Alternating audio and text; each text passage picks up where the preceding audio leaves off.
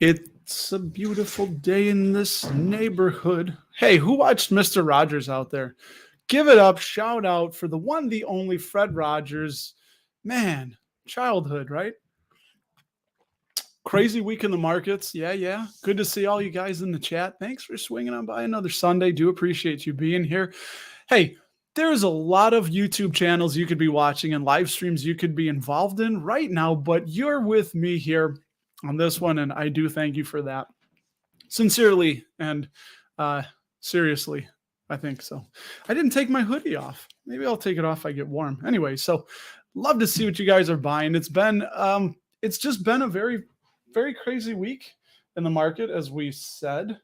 Sorry, I think we're live here. Yeah, we're live. I'm older, people. I got to get my phone going to know that I'm broadcasting to the whole wide, wonderful world. So, dude, Casey, thank you. I'm going to use one of the, we were emailing each other a little bit about the banks and the whole thing going on with that. So she sent me something, a report from JP Morgan, Eye on the Market. And I have a little slide from that. And yeah, it is a wonderful day. Dude, I love it, guys. I'll give it one more minute. If you want, share what you've been buying, share where you're from. I am getting a little bit warm here. So we'll, dude, I'm busy. We're running, we're getting things set up, getting pep shirts going on, all that. And yes, Rui, nice to see you guys. Oh, my candle's not in the shot. Might have my wife fix that for me. My wife, who's going to be bringing me some tea here. Hey, can you fix that candle? It's not in the shot. Yeah. Canada, Shamir, dude, this is going to don't touch that. Careful. Don't move the camera. It'll kill the feed or something. Dude, Shamir, I've been buying more TD. So you guys are going to see that. I'd love to know if you guys are buying any banks too. That'd be freaking cool. Oh yeah, Rui, you're in Lisbon. I heard that Lisbon's one of the safest cities in the world. Yeah, this pep shirt, this one is a one of a kind. My sister-in-law, right? She's my sister-in-law. My wife's brother's wife, I guess, would be my sister-in-law. So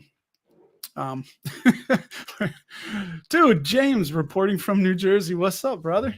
What's going on, man? All right, let's get right into it here. I'm going to share with you guys what I have indeed been buying and selling. So we're going to start with the sells first. You guys know I've been doing a lot of the consolidating and streamlining the portfolio. And this is what I sold. Sold 20 shares in the taxable account of Ahold Delhaize. My guy, European dividend growth investor, shout out. He, long SVB for a Fed bailout. Spencer, dude, I just read that Elon Musk is thinking about taking it over. So we'll see if, dude, maybe Elon's going to be like the next Buffett. He'll come in and just bail them out. But we'll see what is, dude, Frank's waiting for JPM. Yeah, so here's what I sold. Anyway, let's get through this first. Sold Ahold Delhaize. They are a Dutch grocer. What I didn't like about it was 19.4% of my dividend was reduced because of the foreign tax fee and the ADR management fee. So, you know what? I've got exposure to Kroger and other grocers here in the United States. Also, Realty Income is a landlord to some grocers over in Europe. So I've got exposure, and it just, I want to streamline. I want to have more high conviction plays, more money into that. It may look pretty crazy that, I know we talked about it. I'm going to be on Ryan's naughty list selling Starbucks, but dude, it's with good reason. I sold that in the self-directed IRA because I needed more money to buy TD. I needed more TD. So we sold Starbucks. I got a 32% gain on those shares. And even where my yield on cost was, TDs is still higher right now.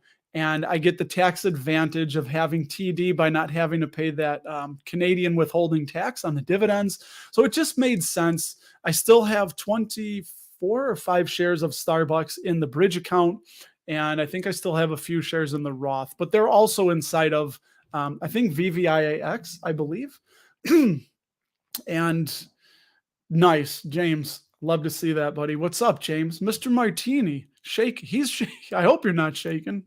And then I sold Honeywell. I think I took a 9% ish gain. I should have put these on here, but it was around 10% gain on Honeywell. And again, that yield on cost for me was like 2.76%. And I did put some of that into more Main Street Capital, Ares Capital, and Toronto Dominion as well. So that's what I've done there. Now, what did I buy? Oh, baby, we've been buying. We've been buying a lot. This is the average. I can't put every tranche because some days I was buying, 2 shares of SCHD, and then I'd buy 1 share, and then I'd buy 4 shares, just a little bit scatterbrained. So these are just the averages. And you can see the big one on there. Next Star Media. Again, KC, love it that you turned me on to them. 5 shares of them. 7 shares, new position of Boise Cascade. Less than a 1% dividend yield. Kevin, good morning, Kevin. Sir, how's it going? Spencer's Long Sark. I believe that is the Kathy Woods. If you want to go short what Kathy Woods is doing in her ARK fund, you go Sark. Do they have Lark? Is that the long? I don't even know. So Boise Cascade, I think they're way undervalued. The dividend is like 0.92%. So I'm not buying it solely for the dividend. This one is kind of more of my evolution to being just a total return investor. Still love my dividends. And this is just more of a toe in the water with that. So I think they're exposed heavily to commodities, but they're going to, I think over years, they're going to return back at least, I would say, a 15 to 20% gain from here. So we'll see. Toronto Dominion, there you see the 25 shares of TD.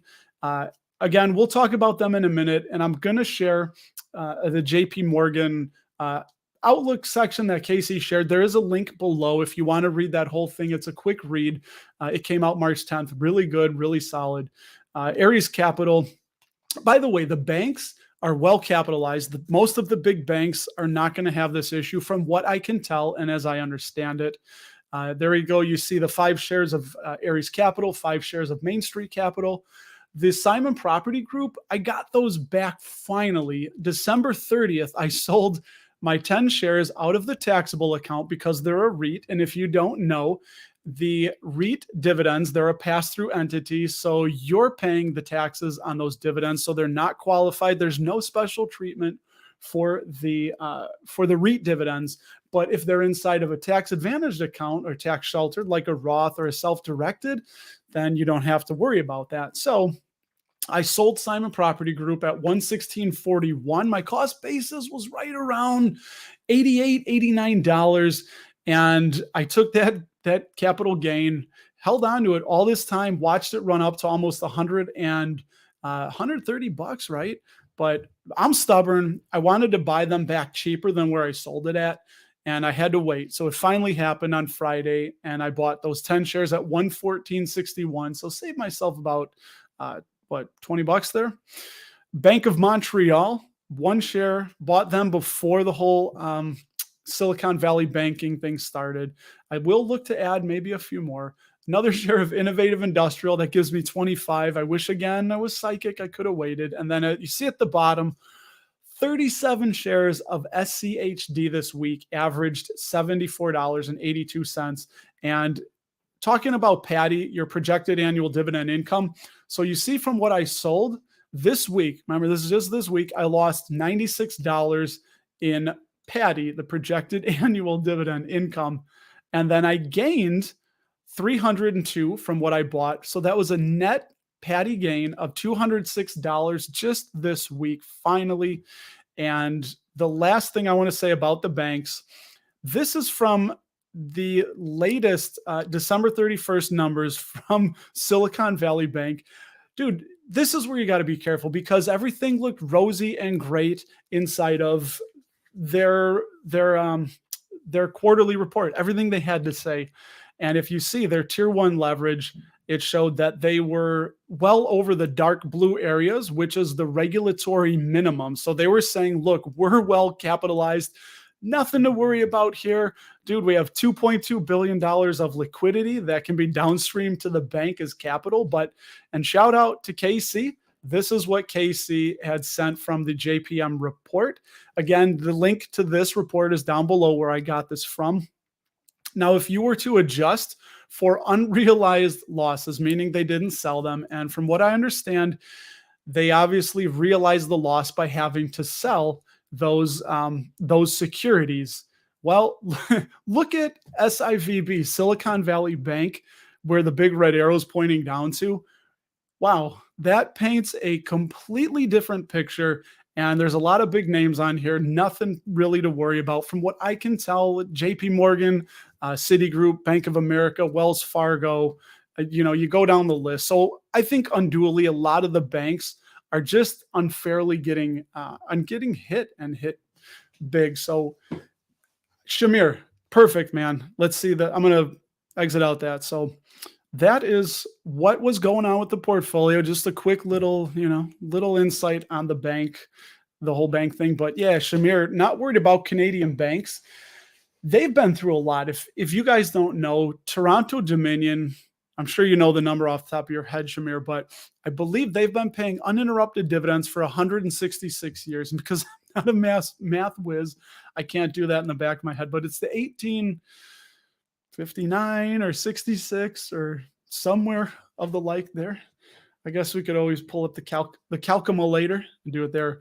But yeah, I'm confident in the banks. I think Silicon Valley, from the things I've been reading, was just way overexposed to the venture capital, and they had crypto reserves, I believe, as well. That's why I was tweeting out the USDC coin.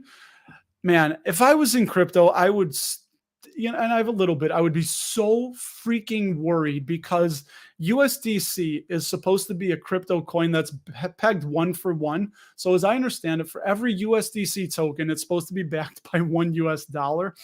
On Saturday morning, it was at like 91 cents. So, I'd be worried. I would be worried with crypto land, but Professor Joe, man, look at that. BMO and Bank of Nova Scotia. So are you guys buying any banks this week? What do you guys think of this whole thing with the banks? Do you think this is just the tip of the iceberg? But I think most of the banks are just well capitalized and not really much to worry about. And this is what we wanted to prepare for with the stress testing. And Casey and I were talking a little bit about it. I think, right, Trump rolled back some requirements for banks that were under $250 million market cap, was it? I don't know if it was market cap. But yeah, there you go. The institutionally significant banks in America hold around 70% of all assets. So systemic exposure and all that scary here. Yeah, and I don't think there's really any worry about the banking sector collapsing. For you, those of you that don't know that CET1 ratio, the SETI1, from what I understand, if I can explain it right, is that if it's at 12%, they have $12 to cover every $1 that's in their bank, if I understand that right. That may not be, I need ChatGPT to help me explain that out. But, I'd love to know what do you guys think of this whole market? I had, I had told it on Ryan's channel Friday night, but really cool. I saw some garden apartments while I was driving through, and now my dad left, before I was one. So it was my mom and I for many years, and we lived in 3 flats, right? So garden apartments were cheaper. So we lived in garden apartments. And if you don't know what a garden apartment is, if you're looking out a window, and like I'm looking out, I'm in the lower area here, what would be the garden apartment? If most of your body is underground, then you're in a garden apartment. We also have another word for that. And I was terrified of these things when I was a kid. Basements. I was afraid of basements. So the fact that I lived in basements and I wasn't afraid, why? Because they told me it was a garden apartment. So much like the stock market crashing, I hear on the radio, they're like, rough week in the markets. Everything's down, everything's crashing. If you just think of it as a market of businesses, like these are businesses, and businesses are less expensive than they were a few days ago or a few weeks ago. So when you look at it that way, it really helps me feel less panicky, less worried about the direction of the market and it crashing. And we know there's ebbs and flows, but over the life of the market as a general, it goes up and to the right. So I love that. Just you shift your thinking, simple phraseology, looking at things from a different way can put a different spin on it. And and didn't I make a promise I was going to say that less? I think I've been better. What we want to do, and you should do this when you're talking to people, don't say just pause, collect your thoughts. Makes you sound more intelligent when you can speak clearly, concisely. Let's see what we got. Let's see what you guys are talking about. Let's see. Yeah, USDC. Oh, dude, that's a great one, Spencer. I didn't know Kevin O'Leary likes USDC, but it just goes to show that I think the crypto bubble, if anything, is definitely a bubble that's going to pop. Emergency Fed meeting tomorrow. I did not know, and let's see, KC, who's always on it. It's not emergency Fed meeting. It's an expedited meeting, and they do this a lot more often. Yeah, we'll see what's going to go on. I think they're going to be okay. I think it's a lot of panic. A lot of people don't pay attention, and they just hear a bank failed. Oh no, it's 2008 all over again. Banks are going to fail, but it's a different scenario, right? Things don't happen exactly the way they did before, but when the Fed has been raising rates, you got to know there's going to be some casualties out there. I mean, it's not going to be all sun and roses, I guess. So look at Bank of America, a lot of cash on hand. I think the big banks are going to be fine. This is kind of what they've been preparing for, right? They are supposed to be doing the stress tests and passing the stress tests and trying to think and game plan for every type of negative scenario that could happen.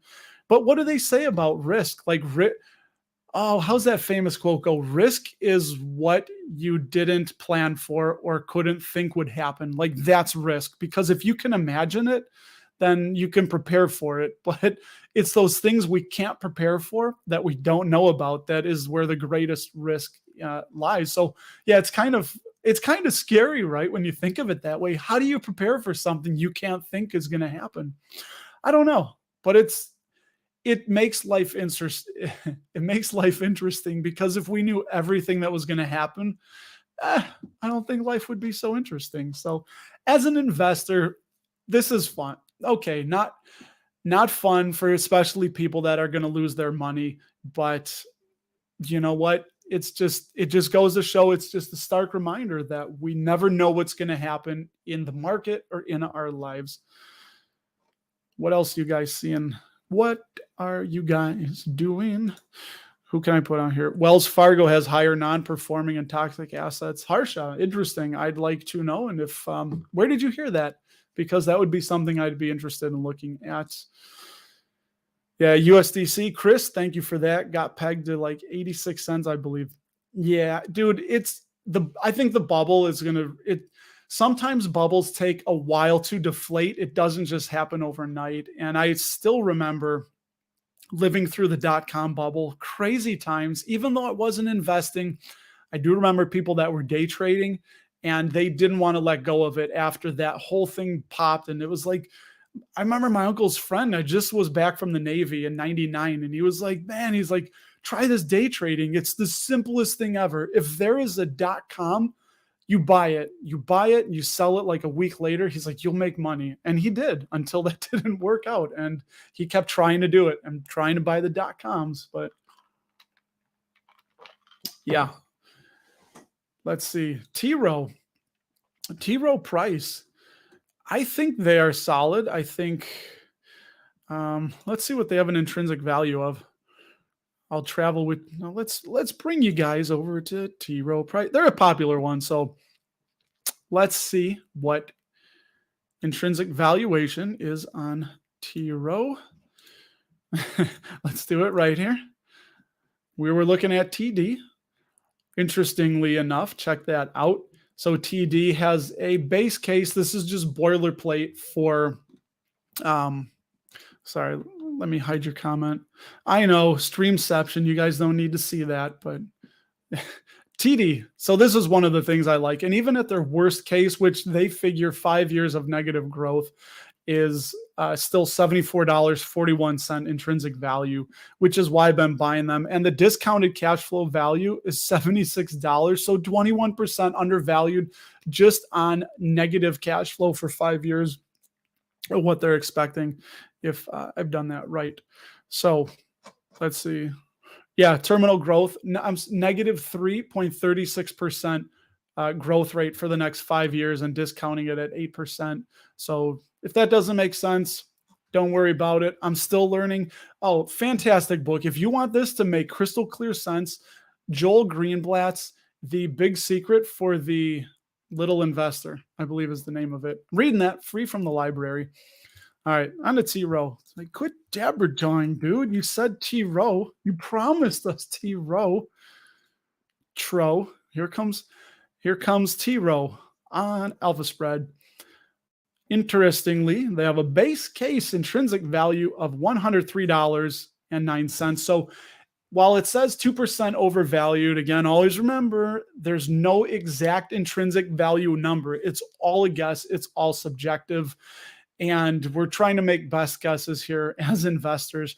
And it's a range. Again, it's like knowing somebody needs to lose weight, without knowing exactly how much they weigh. That's kind of so it's just a range. So I would call this about fairly valued. And on Alpha Spread, good, really cool website, by the way. Alpha Spread, I want to see their net. Where's that number? I thought they had it. Maybe not. Look at this. Okay, here's a cool thing. I know it's going to be small and you can pause the video later and zoom in, but these are the competitors to T Row right there. They're competitors and you can see the intrinsic values that they give them. So pretty much everything but T Row for these top 10 or whatever is undervalued. And I just wanted to see if they... see, this is interesting. And now it doesn't always mean it's a bad thing, but this is the insiders.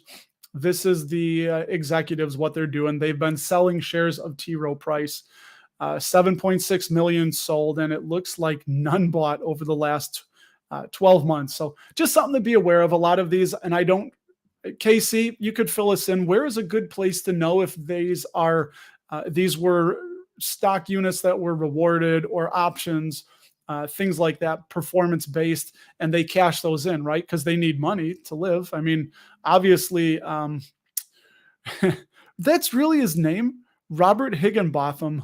I don't know who that is. He could be a director. Bear with me. Let's see, because that's a fun name. Dude, Higginbotham. I'm looking here. See the officers on the right here? We got the CEO is Mr. Sharps, Higginbotham. I don't see he could be a director. No Higginbotham, so I'm going to guess he is a director. But yeah, I think T Row's solid. Not much to worry about with them. And yes, so that was T Row's intrinsic value. Somebody Google it, who is Mr. Higginbotham? Mr. Higginbotham. He's got to have a monocle. I think there should be a federal law to make Mr. Higginbotham wear a monocle. For crying. Let's see. KC says the Fed has to get on it for sure. Yeah, I agree. The main thing is finding placement for Silicon Valley Bank. Lots of options, and the Fed will go with that one. We'll see. Well, at least we know people are going to they're going to get that 250,000. That should kick in unless Elon steps in. I don't know. Dude, you got to hand it to Elon. He constantly, I swear to God, I think he finds a way, and I think it's his mission to keep his name in the headlines 365 days a year. It's just, yeah, market going lower. Oh, I hope so, but I'm running out of dry powder. I really am. I get excited when we get this little downtick, and I'm like, yes, buy. And then I'm like, crap, I got no more dry powder, but it's okay. You know why? Because it is going to force me to, you know what I didn't share? Let me share the dividend tracker, a little bit of the portfolio here with you. A little bit of my, now this is something you can set up. Again, I've moved over from DeGrin because I had to manually enter everything on DeGrin. There was not a potential to link to this, to my brokerage account. So here we go. The dividend tracker. Now this is a product from another YouTuber, JJ Buckner. His channel is Dividend Freedom. This is the total value of the 3 portfolios we share. Again, I have a 401k with my work and mostly into VVIAX and VIGAX. And I don't share that because, you know, we got to keep some stuff. But still, over the last 90 days, I'm up. And it's just interesting. So you can set goals. My average monthly income goal, I want $1,000 out of these 3. And yes, 1 is a taxable and 2 are tax advantaged. But the benefit of the Roth is that we can always pull out our contributions. This year, you can contribute up to $6,500.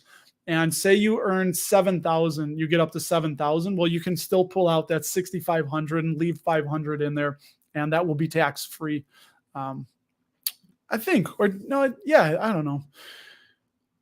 I don't, because you're not taking out any gains, so you wouldn't be paying any taxes on gains. So it should be good to go. So it's kind of like another level of safety there. But so we're down to 58 holdings total. I'm working on it. I'd like to be a little bit lower. And again, it's you see me starting new positions like with the Boise Cascade. But this is just a really interesting thing. I would suggest checking it out. You can see everything I have. And again, the link for this is below, by the way. If you wanted to just at any time at your leisure, see what I have, you can definitely check this all out. So yeah, anyway, dividend tracker. You can see what I got going on and what I am invested in. For your prying eyes, private eyes are watching you. Hall & Oates. I'll drink to Hall & Oates. When I was a little baby cheerins growing up. Do you guys remember Hall & Oates? Daryl Hall and John Oates? You never know what you're going to hear when you come to this channel, and that's the way I like it. But mostly you're going to hear about investing and dividend talk. And there you go, Harsha. You get your comment up twice. Oh, does on SVB? Good one. Let's see. I don't know. We're going to look. Good call, Steve. Let's see if we can ding Simply Safe dividends on Simply Safe dividends. Oh, by the way, we didn't do this. And Steve, you're the one that calls it out, right? You want to know the news? Now, this is by no stretch of the imagination. All of the increases, make it a little bigger for those of you on mobile that may not, that your eyesight may not be as well as it once was. They upgraded General Mills to a dividend safety score of 90. National Retail, they upgraded them to 80. They upgraded a lot of REITs, as you see. Agree Realty was upgraded to 70. I sold. I love it. I've, not to toot my own horn, but I started building a position in Advance Auto Parts. And when I saw that dividend free cash flow payout ratio shoot way up over 100%, I was like, yeah, I'm going to take my gain. I think I got out around 200 a share. And I still made some money, but now it was down in the 150s or so. They upgraded Newmont Mining. They're the world's largest gold miner. A lot of just downgraded. Interestingly, Oracle downgraded to 90. I don't know what ZBH is, Zimmer Biomet, but they were upgraded. Big Lots. Got to worry about when a store like retail has an 8.7% dividend yield.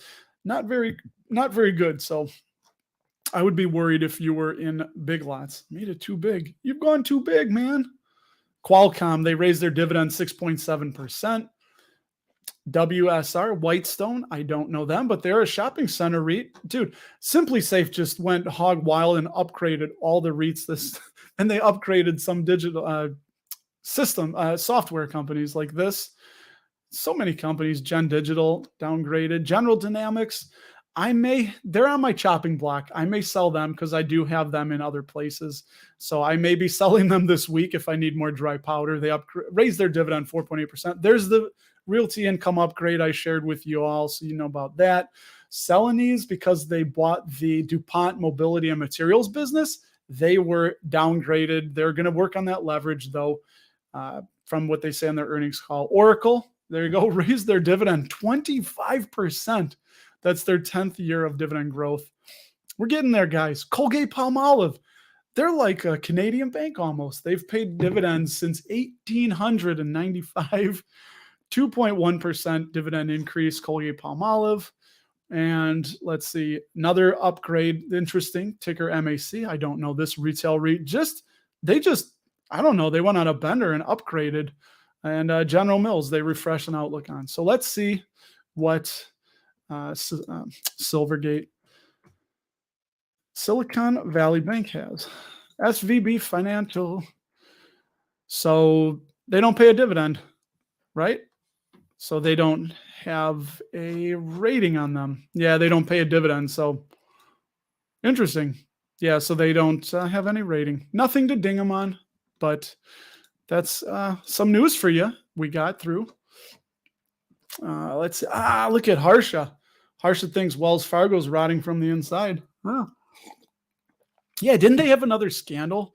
Dude, Wells keeps seeming to have these scandals pop up where, what was it? They fudge the numbers with their users, right? To make things look, well, yeah, this Harsha, she won't. I mean, we tried, but respect her wishes. She'd rather just be in the comments. So, hey, that's fine with me. I love it, dude. She's my wing woman on this. She can, she answers plenty of questions and things that I don't know and I struggle with. So happy to always have Casey when she can make it. Let's see. She look at the SEC filings. Okay. Won't get into that. Let's see. Yeah, Harsha. She keep proposing. It's up to her. Yeah. Shoot all boards. I will say, from the things we email about, I love it. It takes me a minute sometimes to get through them because I'm still learning, but I've learned so much from her. And do you know what? This goes to show that she is a very, very smart young woman. And I don't care how young somebody is, every single person on the planet has something that they can teach you. And it's up to you sometimes to find out what it is or be receptive to what it is. But I will say there was a time in my life when I looked at people that were younger than me, and it's just, you feel that age bias. Like, come on, they're half my age. Like, what are they going to know? But the answer, it turns out, is plenty. There is plenty. And you're welcome, An. I still feel like I'm saying your name wrong. An. I was in the Navy with a couple FAMs. Shout out to all the Filipinos in the U.S. Navy. I believe when I was in the 90s, they were able to get citizenship if they served so many years. So a lot of people were from the PI, if I remember that right. All right, let's see. What else can we pop on here? Do you guys have any questions, comments, quotes, quips, concerns, or I can't think of anything that rhymes with those to end that with. I got close, so close. Let's see. Interesting. Any good music industry dividend stock? Yeah, Luis. So Live Nation, I don't believe any pay a dividend. I won't bring you guys along, but let me see. Do you guys know of any? If Live Nation, I don't know their ticker. Do you guys know Live Nation's ticker? No, Ticketmaster, because they were spun out of, I don't know. It's not coming up, for crying out loud. Yeah, let me know in the comments if you know of them. So there's Ticketmaster, Live Nation. That's a really good question, Luis. I would love to know that. Those are the two that I can think of.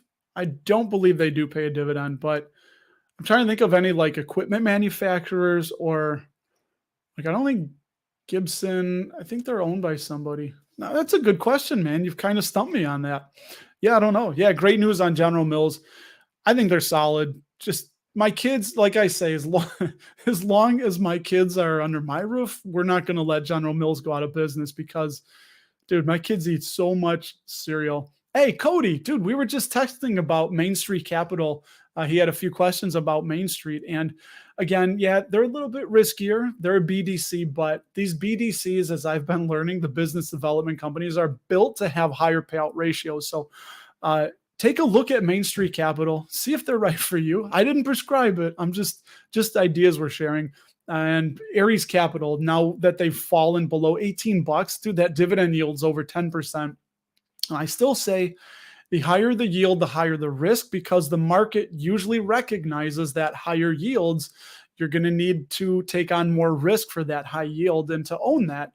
So that's why companies like Procter and Gamble, Johnson and Johnson, McDonald's, they're very safe businesses. So that usually carries a premium because people want to pay for that safety, right? So that's why we have to try and take advantage. Like when I was buying McDonald's when it was in March, I only bought that one share in the 139. I think I got it just stupidly cheap.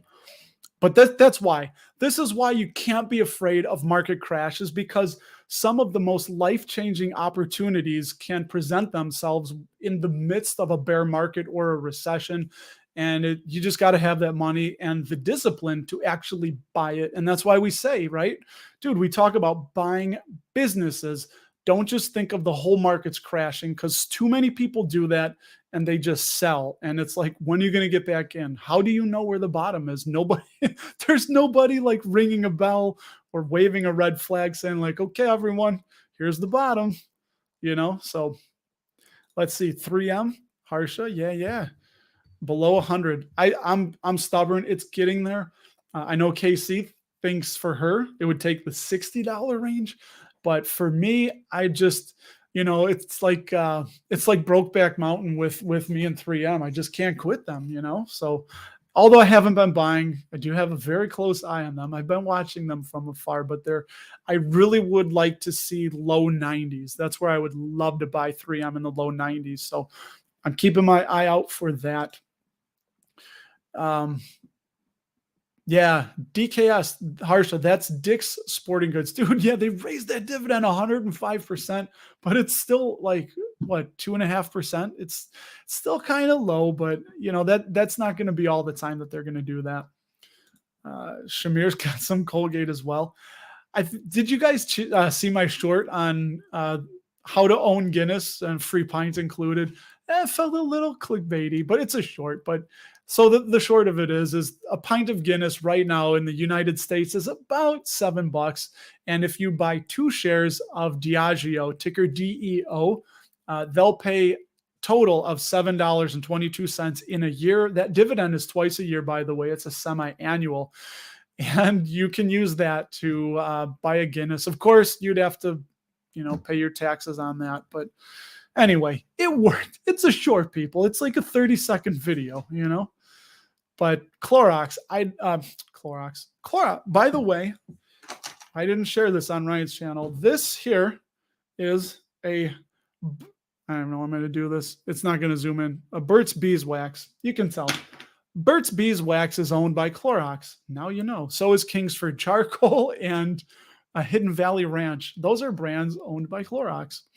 So I think they put a little bit, I won't say it. I was like, oh no, that's going to turn into a rumor. But anyway, Shamir, I should do how many shares of Clorox to get toothpaste for life? Because they have, or Clorox, I said it again, Colgate. How many shares of Colgate to get toothpaste for life? That'd be interesting. Trying to figure out the inflation rate, how many tubes of toothpaste the average person uses a year. I'm going to do that. I might do that short. Yeah. How many tubes of toothpaste the average person uses in a calendar year, what the price is, and then try to adjust for inflation over the next, I don't know, call it 80 years or something. That might be too deep. Yeah, Harsh is never selling O and SCHD. Yeah, I've been building SCHD in the Roth. If you guys don't know, I don't want to pay taxes on that forever. And I've been consolidating. Now, the big one I'm struggling with is Lockheed, because here, I'll show you guys. Here, this will be fun. Let me show you. Let's see. All right, really quickly, I want to show you my position on Lockheed. They're in SCHD. I think they're a top 25 position. And there we go. Eesh, and knock this thing over. So you go to portfolios. Actually, I need to just do, this is the overall portfolio. Oh, here we go. Income calendar. Fun fact. This is what I'll be making a short of for tomorrow morning. You can see what I'm getting. Oh, check that out, man.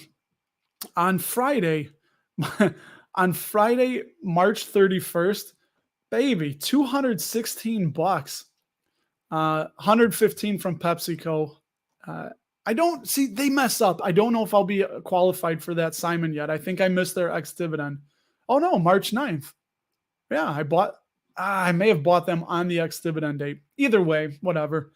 And then $81 from Aries Capital. So potentially getting around 200 bucks. But this week, Lyondell Basel and 3M, you see, are there paying me dividends. MetLife, thinking about selling them because I have 5 shares in the taxable or self-directed and 10 in the taxable. And then speaking of McDonald's, there we go. Look at that McDonald's, 15 bucks I'll be getting from them. This has just been really nice. Boise Cascade, Stag Industrial, and there you go, Harsha. Realty Income, I'll be getting $25.70 from Realty and 32 bucks from Maine. So this is going to be a nice week. I think somebody said something about Prudential, and then Duke and Prudential with another 50 bucks. But what was I going to show you? Oh yeah, the my Lockheed position, which is one I'm struggling with. If I need dry powder, Lockheed may be going. So we'll see how crazy things get in the market. But if I do annual income right here, they should be the top. Ah, yes, here we go. You guys can see Lockheed Martin. I have 10 shares. My cost per share, $337. I'm up 41%. That does pay $120 in annual income. But my yield on cost, 3.56%. And this is kind of cool with Simply Safe. I mean, it's really nice. Again, this is just the taxable account. But where's McDonald's? I want to show you guys one cool example of why it does pay to hold. Here we go. See McDonald's right here toward the top. 10 shares, cost per share, $176.98. I'm up 48%. But the big thing here, the current dividend yield, if you buy McDonald's today, you're going to get a 2.32% dividend yield. But for me, my yield on cost is 3.44%.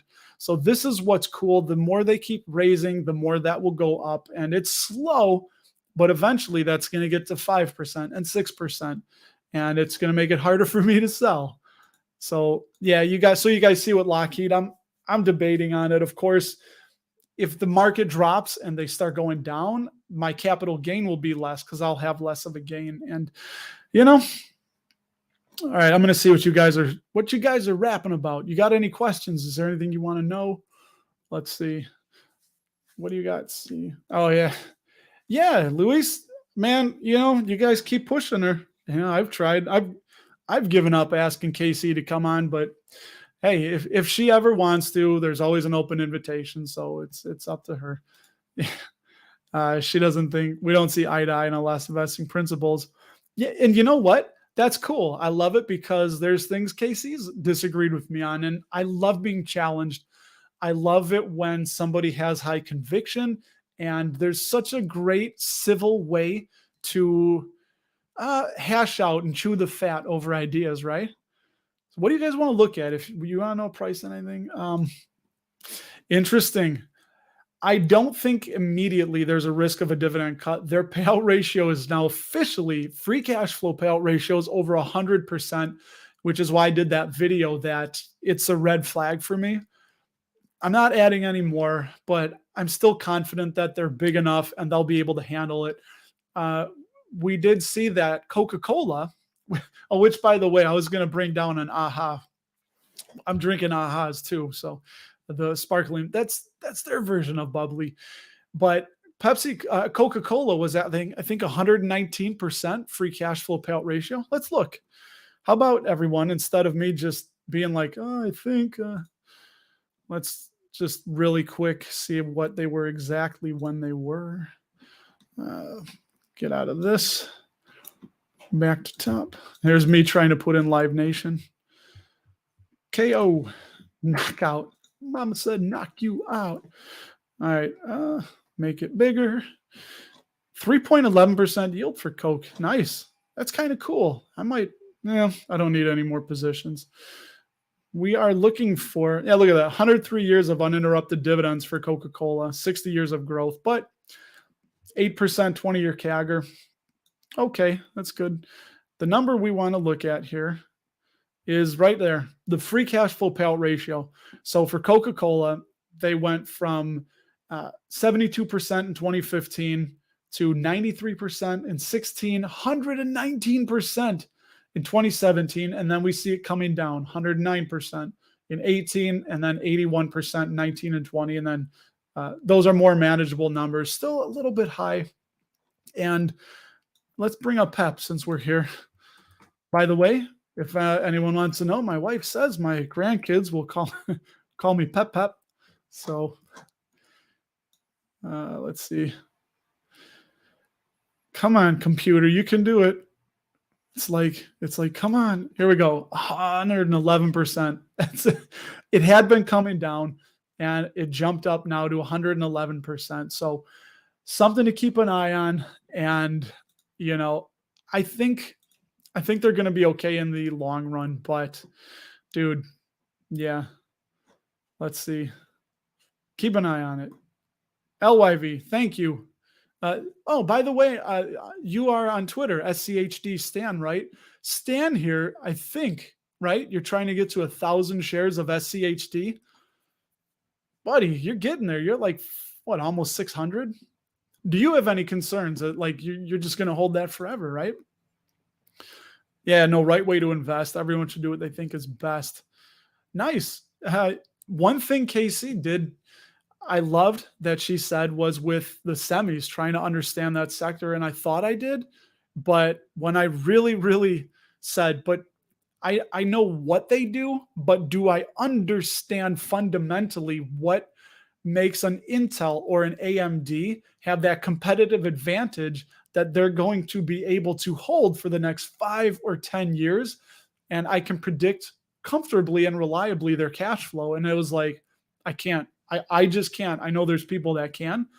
And like she said, dude, it goes into the too hard pile, because otherwise then you're just speculating. And it's okay to speculate, but I wouldn't do it with a major position, Let's see. He loves Mo so much. Manchester Orchestra. Dude, isn't that an old band? What am I thinking of? Mannheim Steamroller. Manchester Orchestra. I've never heard of them, Luis. What, pray tell, what type of music do they play? Was it in Blues Brothers, right? Country, and we have country western. We have both types, country and western. Oh, dude, look at that. Walmart sells some terrible quality violins. Yeah, they have just those. Put it this way. Any musical instrument you buy inside of a cardboard box from a retailer is probably going to be junky. Even the Fender ones, even though they're better. Yeah, the 3M. Okay, so see, this is interesting. So with the news that came out for the, I don't know, is that the government contractor defense that they're finally going to get taken up on? I think they are 75 might be. I'm still going to buy. I'll buy a few more under 90. Let me get to where you guys are. How many shares of? Dude. Yeah.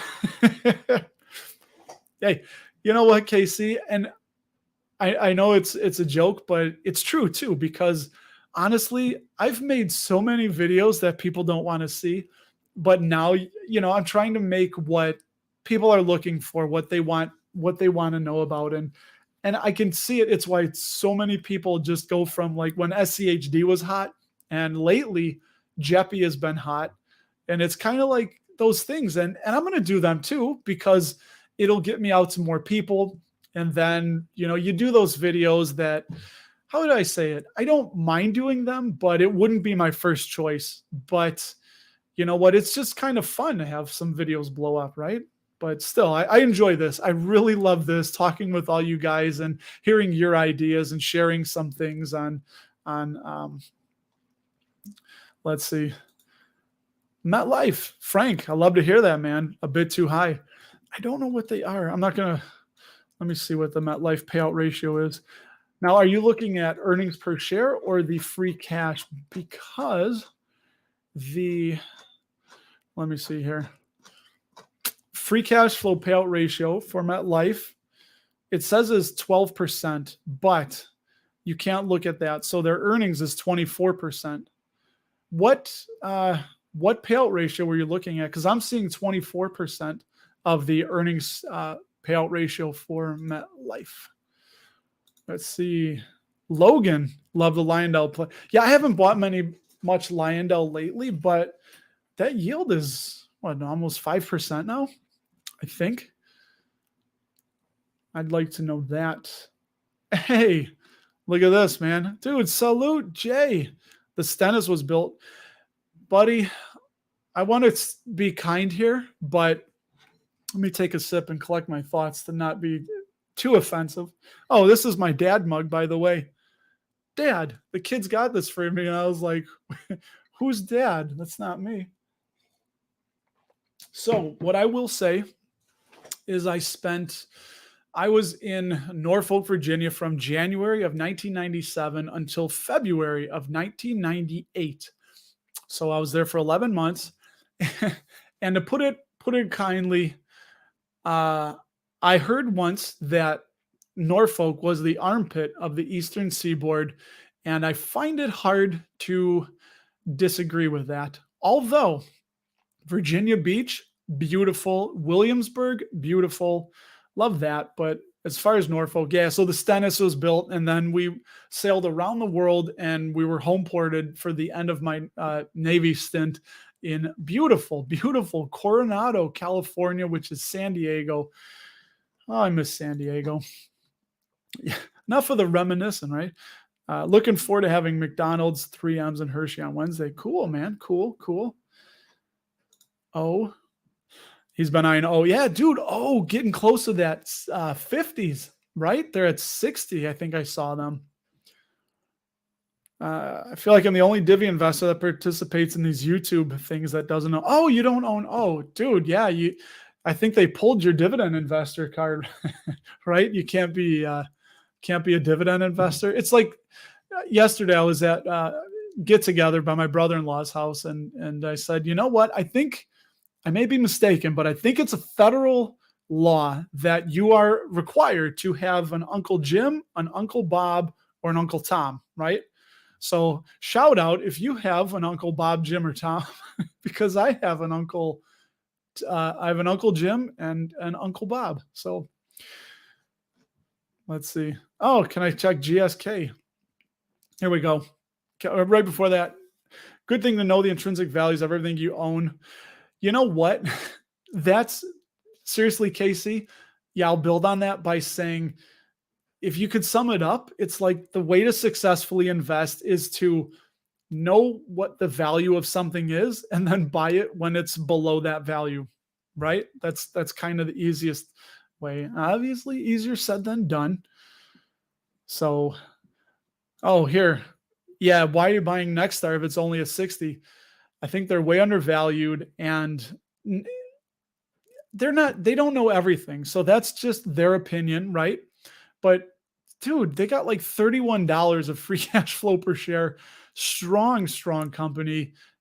Perry Sook has, ATSC 3.0, which if you could sum it up, it's like higher quality digital broadcasting, and it will have an interactive element to it.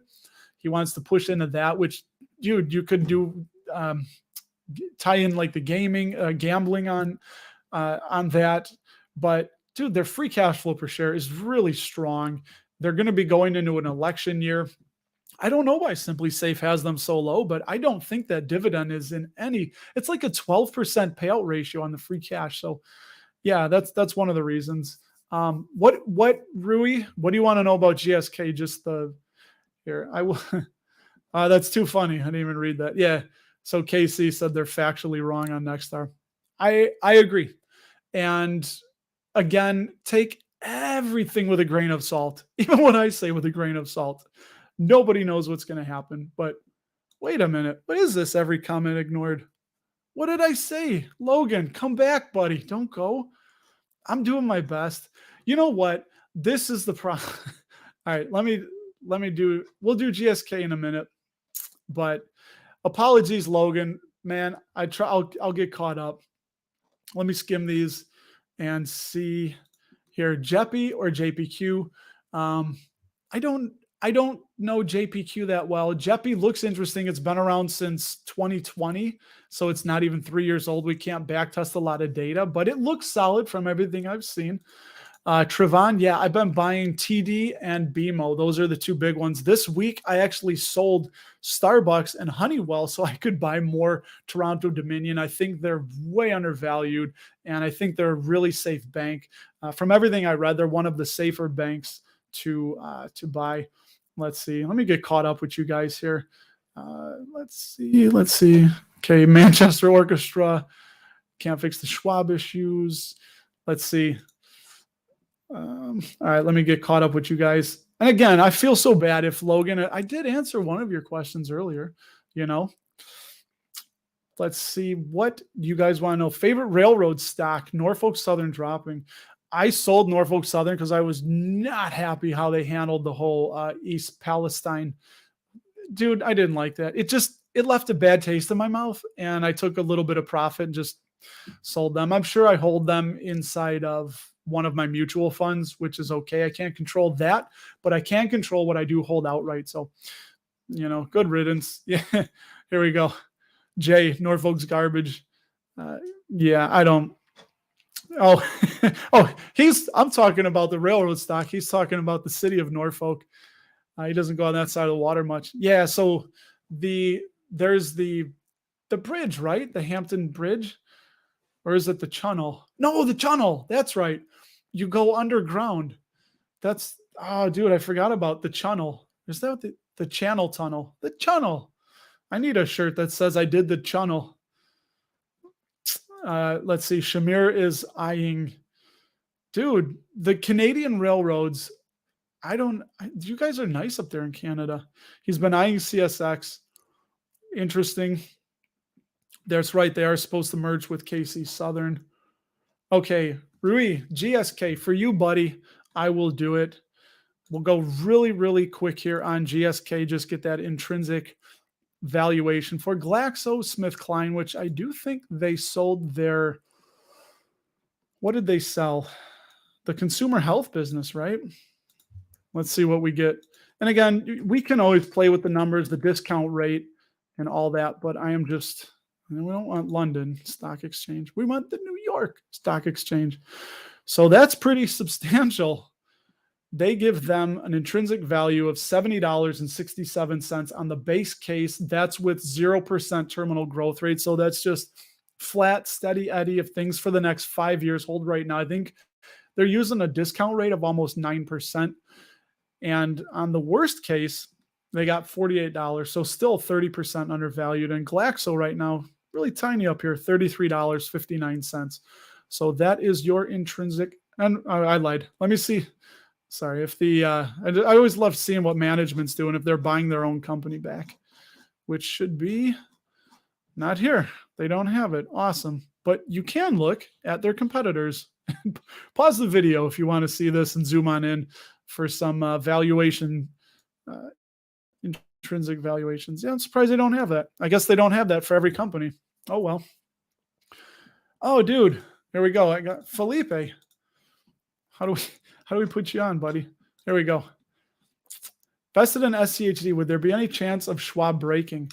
I don't think so. I haven't looked, but here's the thing. Now that would be interesting for ETFs. If Schwab manages an ETF, KC, if you're still with us, what would happen theoretically? Let's game plan that out. If Charles Schwab were to go under and become insolvent and go away, what would happen to the ETFs? The stocks you still own, from what I understand, you would just transfer those to another brokerage. They just hold those companies for you. They don't own them. So, from what I understand, again, there's no risk of losing those, losing the stocks that you hold. But the ETF, that's interesting. They may have to liquidate that and then just give you the cash for it. So that will be interesting. And yeah, I'd love to know what you guys think about that. So again, sorry if I skipped over any comments. I just wanted to get here. MPW, Jared, I'd stay away from MPW. They have 40%, from what I heard, of their revenue is from two of their tenants. And one of those tenants, they had to loan money to in order to make the payment. So can you imagine if you were a landlord and you had to lend money to a tenant so they could pay you? That would make me really nervous. And then there's the whole, I forget their name, the short report that came out about MPW round tripping revenues, where they're trying to make it look like they have money coming in by kind of fudging the numbers and doing some really unethical stuff by overpaying for a property and giving that money to the tenant, and then the tenant kicks it back to them, and it makes it look, but it's like nothing is, it's just moving money around in a circle and round tripping revenue. So that's, yeah, I would be really, really concerned about MPW, and I would not be buying anymore. So definitely look into them. Probably don't have to look far. Go on Simply Safe Dividends and see if there's any free articles. Just read that, look through the comments. Comments are brilliant for what people are saying. And yeah, you're welcome, man, for GSK. Hey, if you believe in them, do a little more digging. Check that out. Charles Schwab, there it is. They are acquiring TD Ameritrade. So they're going to be, yeah, I don't think there's any worry about Schwab going down. And they pay a small dividend, but hey, you know, if you wanted to buy them, there we go. Thank you, dude. David Jones from his locker from the deep blue.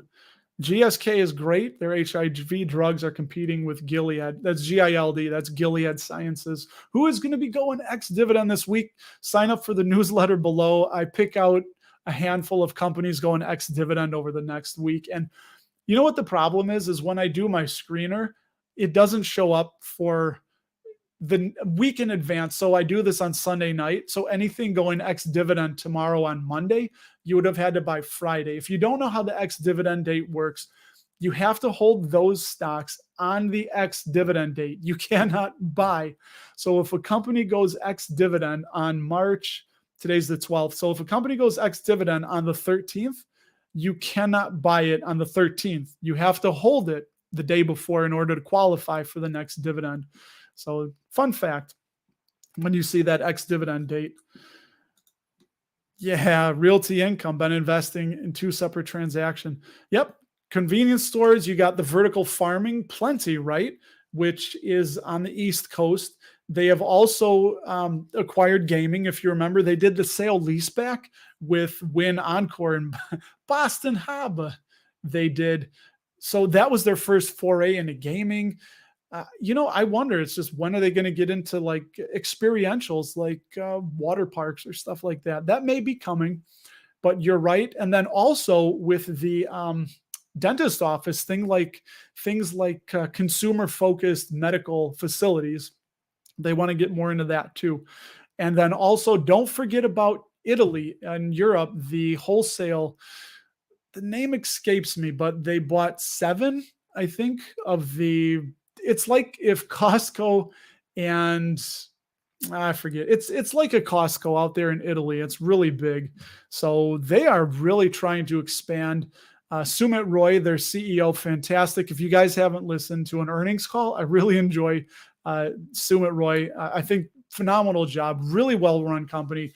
They are branching out into things that are a little bit more riskier, I guess, but at least they're still in real estate. It's not like AT&T buying Warner Media and trying to make movies when they're a phone company. Do you know what I mean? So yeah, I think you're right, Jared. I don't think Schwab's going to go under, but it's something to keep an eye on. Really interesting. Kevin sold MPW. And again, dude, when the yields go up, when you see a company that's where there's smoke and their yield starts going up because people are selling, that's the market telling you like, hey, look out, like you're taking on a lot of risk. So don't ever, again, for anybody new, don't just buy a dividend yield. You can't just do that. I mean, you can, but it's probably not going to turn out well. So yeah, she is right that, or Harsha short reports, exactly that. There are entities that make money when a business does bad and when their stock price goes down. So there are a lot of unethical shorts out there that will try and put a hit piece out and get that to go down. But now I want to see, KC says, anyone who wants to go long MPW needs to be able to refute Hedgeye's short report on a point-for-point basis before doing so. You know what? Thank you, as always. That's really, really cool. And I've never done that. I've never taken a point-for-point basis on a short report and tried to go out point by point and say like, yeah, that's wrong or that's exaggerated or whatnot. So, and again, like we talked about, nobody's perfect. Grain of salt with everything. Best thing you can rely on is yourself. Even if you're wrong, learn something from it, move on. And yeah, short report, it doesn't mean it's right, but perfect. See, this is why Casey and I get along, because she's probably where I'm going to be going. But Ray, what's our game plan for tomorrow? Let it fall and focus on businesses, focus on solid companies. Like we said, it's a market of stocks. It's not just a stock market. It's a market of stocks. It's a market of businesses. So always be buying those businesses. Yeah. That's the report. Oh my God. We're over time. You believe this? All right. I'm going to get through these comments. Oh, dude, I don't.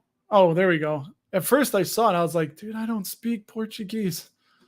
There. Thank you. I saw the First Republic withdrawal situation. Well, we'll see, man. If at the beginning of the video, I shared why if you adjust the securities for unrealized losses, dude, SIVB, Silicon Valley Bank, was just awful.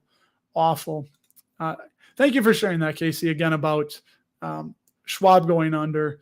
Shareholders of their ETFs may or may not be made whole depending on exactly why it went under. So that's, you know what? That's something I'm going to be looking into now, because as a holder of SCHD, that's a big concern. And this is something we need an answer on. This is why it's so cool to talk to everybody, because if you hold Lockheed Martin, from my understanding, like at Schwab or Robinhood, and that goes under, you still own those and you just move them to another broker. But the ETFs are that's a very interesting scenario, man. Very interesting. Darth, what's up, man? Dude, thank you for swinging on by and popping in. Check out Darth's channel. Dude, if you guys are dividend investors, you know Darth. You know his channel. And let's see. So maybe, you know what? Maybe that's more important than trying to chase some views. Is I'm going to call. You know what I'm going to do? Tomorrow, I'm going to call Charles Schwab and tell them that I'm concerned about the news. I'll just say that they might go under. So theoretically, if I hold SCHD and you guys go under, what would happen? Because I think that's pretty important for people to know, especially this week as the whole sky's falling. And that's what I'm going to do. I want to see what they say. Yeah. Like, I'm going to get it from the horse's mouth, and I'll do a video on that, because that's my thing. Harsha thinks Medtronic, Harsha's in the field, is slowly deteriorating. Okay. And let's see. Dan, my guy, Dan, when the market throws you a curveball, you can always count on Tractor Supply. Solid company. Yes, they are very, very, very solid. Some words on that. Okay. Yeah, Luis, ETFs, they do buy the stocks. They try to. So that would be what I think they would do. They would just have to liquidate, which would be a pretty big ripple effect with how many people hold SCHD. Could you imagine? Yeah, I'm going to do that. Hopefully I'll have that out then by maybe Tuesday. I'll call Schwab tomorrow, try and throw it together tomorrow night. But Dude, that would get my attention. What happens to SCHD if Schwab goes out of business? I don't think anyone's done that, but I'm going to find out. I'm going to get it from the horse's mouth. Yeah. 99% likely case is that the shareholders made whole, but it's not technically guaranteed. So, I'm pretty sure it's that, but he's going to hold MPW by the dip, diversified on REITs. Dude, Darth, we're about to get off of the channel, but do you have any worries with MPW? I'll wait for your answer. Do you have any worries with MPW? Have you read the short report on them? Are you worried that 40% of the revenue comes from those two tenants and one of them, they've had to borrow money to make rent payments? I would love to know that. And Luis, his understanding is when you hold an ETF, yep, you hold portions of stocks that the bank buys for the fund, so it should not be considered a cash deposit. You get for actual. Well, we'll see. Yeah, I will. That's my goal. And I don't care for all of us watching. I'll make this video for us, and whatever. If it blows up, it blows up. But I love the community. I love meeting all you guys. I'm more interested in just, here. Okay. So Darth did read the short report, taking a hit, but throwing 1K in is a big deal for me. Hey, and you know what, man, that's perfect. If it's play money for you, absolutely. I've taken risky gambles. Voyager, ticker V, whatever it is, Voyager. I did that. I bought 100 shares right when the news started hitting of them about they might go under, and it pretty much I lit that money on fire. But you know what? It's money I could lose, and I don't like it, but he'll see what happens long term, make a call like he did with IVR. Cool. All right, man. I do appreciate that. And I just lose track of time when I talk to you guys. Seriously, I love this. Do you know what, man? Lala, I love it. Yeah. I don't know. I'll figure out something. I guess so it's emotion. That's what they teach you and that's why when we put our faces on there, it's because human beings connect with other human beings emotionally. So we look at their eyes and their facial expressions and what they're doing. So that's, yeah, I don't know. Maybe I'll do a concerned look or something.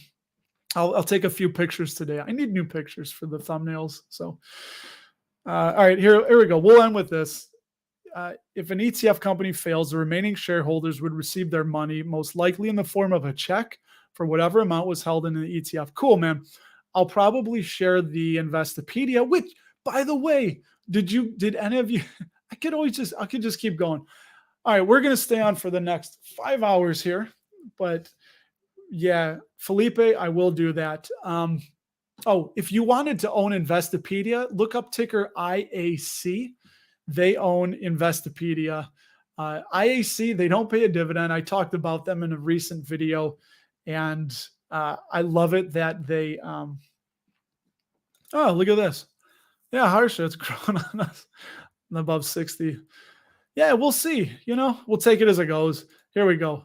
Luis has got to go. I got to go too, dude. Skate park for class. Burn some energy outside. Me too, man. It's snowing here in Chicago, and yeah, I don't know. We're doing something as a family today when I jump off here. So, guys, dude, I really, get them on the phone. Oh, management. Yeah, I'll likely call. I usually call customer support, and then see what they say. But yeah, we'll see. I'll do that tomorrow. That'll be fun. We'll see what they say and what they do. And guys, dude, I love all you guys. Thank you for stopping by another Sunday. I'll be back next Sunday to hang out, talk about whatever we're going to talk about. And as a kid, if you're new here, I'm from the 80s. I was born in 78. So, dude, my wheelhouse of my favorite memorable childhood years was the mid 80s. And who was big in the mid 80s? Pee-wee. I loved Pee-wee. My grandpa didn't get it. So enjoy this, my outro, and I will talk to you guys next week. So long, everybody.